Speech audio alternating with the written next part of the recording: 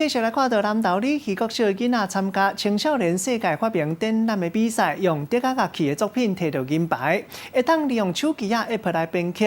这个演奏德加乐器合作伙，互评审嘛学到个得知。伫雅加达颁奖，消息一个传登去学校，老师也个学生囡仔拢感觉足光彩。 囡仔去咧台顶接受颁奖，奖牌接过来随挂起来，这些全部拢是南投理戏国校的学生，因参加青少年世界发明展世界比赛，摕到亚军，伫一年雅加达办颁奖典礼。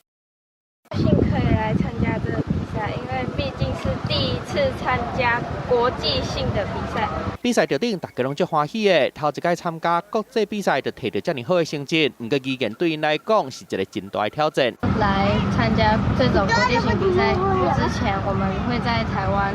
练习英文，因为如果英文没有学好的话，可能来到这边，